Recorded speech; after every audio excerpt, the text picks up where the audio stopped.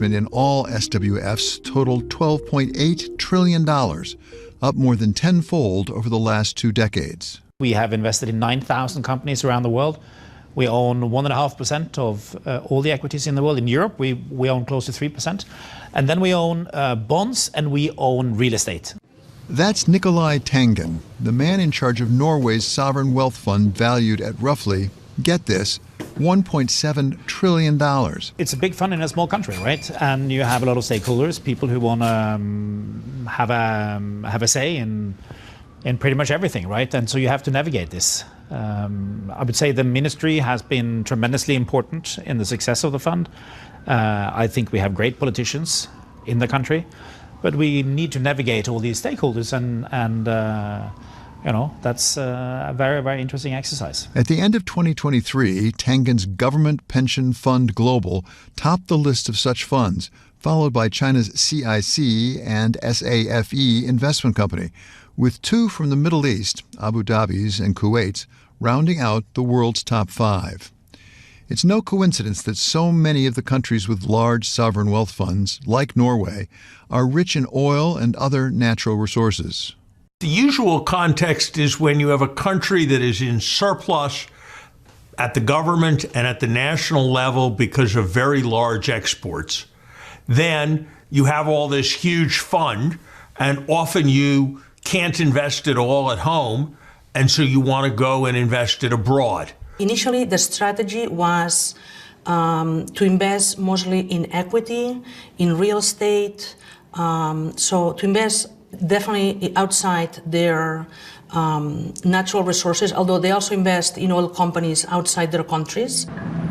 Ruth Aguilera is a professor at Northeastern University who has studied the origins of sovereign wealth funds and how their mandates and strategies have evolved through the years.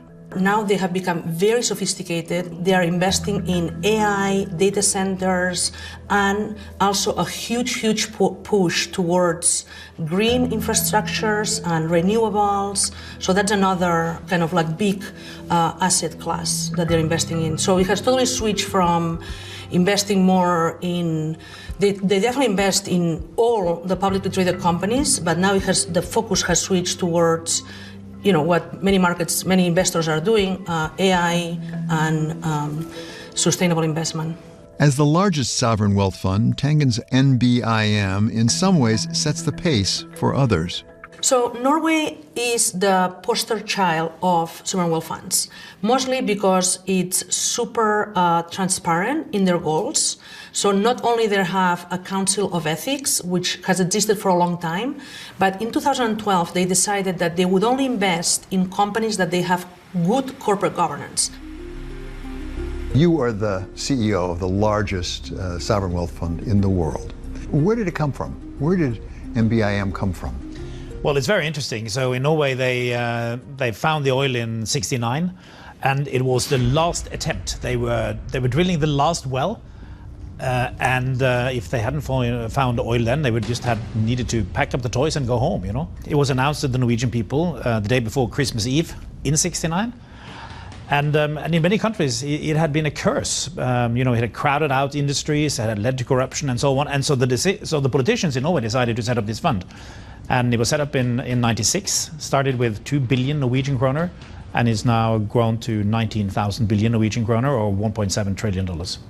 Along with its scope, its mission has also grown over its 26 years. I wonder if there's another function of a sovereign wealth fund. In fact, it's described in some of your materials online, which is sort of a almost wealth transfer from the current generation to the future generation. Is there a function for that, even if you don't have a surplus? Perhaps there are some philosophical reasons for doing that, but I do think you would need to have, it's basically to save and safeguard the wealth for the future. But I wouldn't borrow today in order to spend in the future. But if you have one of these windfall gains like we've had on the continental shelf, I think it makes a lot of sense. You have a mandate, obviously, to maximize return, but also with an element of sustainability on various indicators, economic stability, climate, environment stability. Do those things come into tension with one another?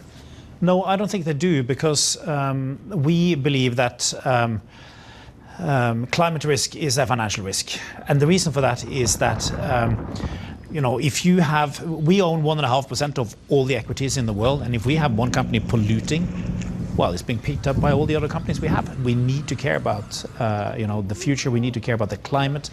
We see that a deteriorating climate is causing worse harvests, it's driving up prices. We see it now in coffee, olive oil, orange juice, and so on. And so it's basically a financial risk, and it hasn't been the case before, but it's increasingly the case. Do you even take a look at some investments that might have an adverse effect on climate? For example, brown coal. As I understand, you don't invest in any company involved in brown coal. No, that's correct. And that's a separate entity from us. It's called the Council of Ethics, and they exclude things for ethical reasons. So there are a lot of different types of weapons we don't do. We don't do coal, we don't do tobacco, for instance. How do you take into account changes in governments? In Norway, for example, to what extent does your investment strategy vary with who's in power? We have a very constant investment philosophy.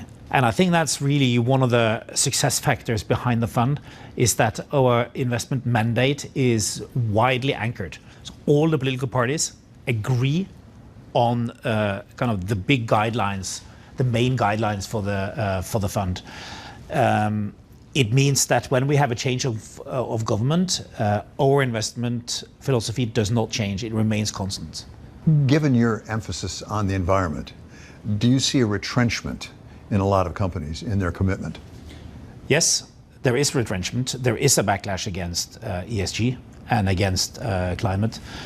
So it's moving slower than we would have hoped for and than we would have wished for. But I do think if you are really serious about your business, you are serious about your stakeholders, about your employees, you need to take these things seriously. Essential to that philosophy is NBIM's focus on transparency in its holdings, weighting, and its market value. If you go there, anybody goes there, they have a very, a building that's like all glass to represent their transparency. They are very open to, we have talked to them many times, and everything is publicly available. So that's, I think, very constructive. And I think they are an example for the rest of the funds on how to follow the Santiago principles, how to invest responsibly, because that will lead in the long term to better financial returns. The Santiago principles are a set of 24 voluntary guidelines for sovereign wealth funds, created in 2008 by the IMF and a group of the largest funds in order to address concerns about risk-taking and governance. How do you compare with other sovereign wealth funds? I mean, there's one in Singapore, obviously there's one in UAE. How are you similar? How are you different? Yeah, there are a lot of really fine sovereign wealth funds out there. I would say how the main differences, one, we are 100% transparent, right? We even have a live tracker on our website, showing the real value of the fund, and you know how often it's updated? What do you think? Well, 13 times a second. So that's really live value of the fund. And it's actually the most looked at number in the country, which is quite interesting. Then we are very long term. We are not in the private market. And then we also have, I think the fact that it is so broadly politically anchored is a bit different. The fund's website tells us just how broadly anchored it is. 72% is in equities of those 9,000 companies, 26% in fixed income, and the rest is in real estate and renewable energy infrastructure. How do you look for alpha? When you go out there and look to beat returns, what sorts of indicia do you look at? Well, we try to find great companies which outperform their peer group. Quality companies which can compound at higher rates, high return on capital with some moat, which means that these returns can be sustainable. So that's what we try to do. How much of it is ground up, that is company by company, as opposed to certain sectors or certain styles? The alpha we try to create is all company specific. We have delegated mandates. We have roughly 100 portfolio managers who have a specific portfolio, and they try to outperform the market on a daily basis.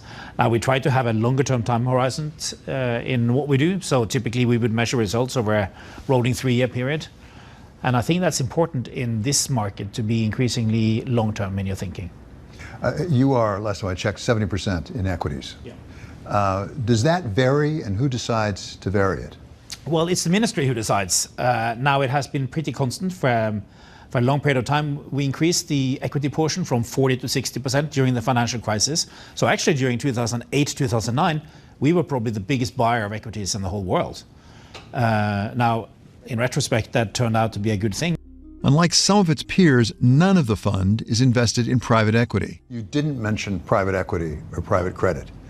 Why do you not invest in those?